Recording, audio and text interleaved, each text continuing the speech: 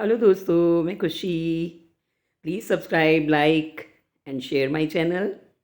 आज एक कहानी सुनाती हूँ, छू लिया।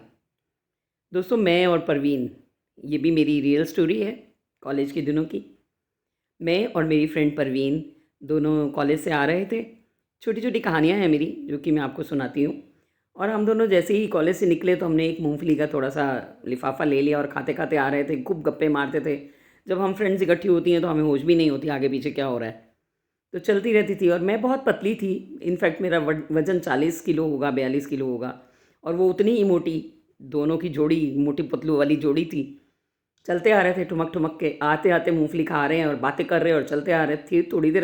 थोड़ी दूर चले होंगे, कोई 50 कदम।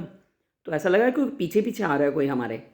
तो परवीन बोलती है, पीछे कोई है? मैंने कहा, क्या हो गया, पीछे कौन है? मैंने कहा, हाँ कोई तो है पीछे। तो थोड़ा तेज़ तेज़ चलने लगे हम लोग, तो वो भी तेज़ तेज़ चलने लगे पीछे जो भी था। हमने कहा, ये तो बाप रे, पीछे पीछे ही आ रहा है, कौन है ये? तो मैंने कहा, चल मुड़ के देखें। बोली, नहीं नहीं, कोई गुंडा होगा, पकड़ लेगा, कुछ होगा तो भाग ले बस यहाँ से। तो हम दोनों ने वहाँ से थोड़ा सा कनखियों से देखा कि लाठी लंबी सी लेके एक बुढ़िया हमारे पीछे दौड़े आ रही है। हम तो वहाँ से जो हमने छूट छोड़ी, जो दौड़ना शुरू किया, हमने ऐसी दौड़ लगाई, भगे भगे भगे भगे। और इतना भागे कि वो भी पीछे पीछे भाग रही है। अरे, हट ही नहीं रही है, हट ही नहीं रही है। हंसते जा रही है, भागते जा रही है, हंसते जा रही है, पीछे पीछे भागते जा रही है। और हम लोग तो डर के मारे, कभी एक गली कभी दूसरी गली, जिधर भी जाए वो आ जा रही है, पीछे पीछे पीछे पीछे भगे जा रही है, भगे जा रही है और हंस रही है। मैंने कहा, परवीन आज तो या तो तेरा सिर फूटा या मेरा फूटा, आज तो गए हम लोग। परवीन बोली, तू मर जाके, मेरे से तो भागा भी नहीं जा रहा है, तू पता नहीं क्या क्या मुसीबतें पीछे लगा लेती है। देन आई सेड कि मैंने क्या किया है, मुझे क्या मालूम था कि ये मेरे हमारे पीछे लग जाएगी। तो हमें फिर भी समझ नहीं आई कि वो हमारे पीछे भाग क्यों रही है, हमें मारने के लिए, किस लिए, क्यों भाग रही है, हमने क्या किया इसका, क्या बिगाड़ दिया इसका हमने। पर डर इतना लग रहा था कि वो मार देगी तो हमें लग जाएगी कहीं, भाग लो।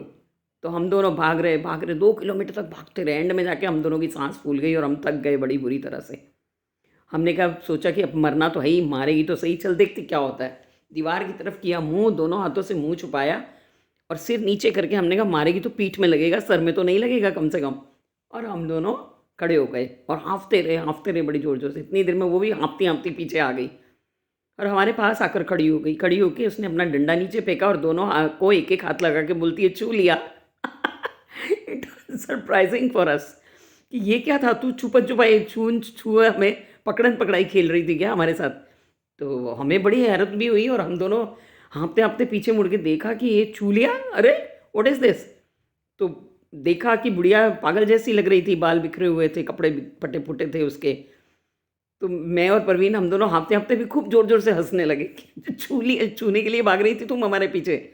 बट जैसे ही हमने उसकी तरफ मुँह किया, उसने हमारा मूँगफली का लिफ़ाफ़ा छीन लिया। इट मीन्स दोस्तों, वो भूखी थी। वो मूँगफली खाने के लिए हमारे पीछे भाग रही थी।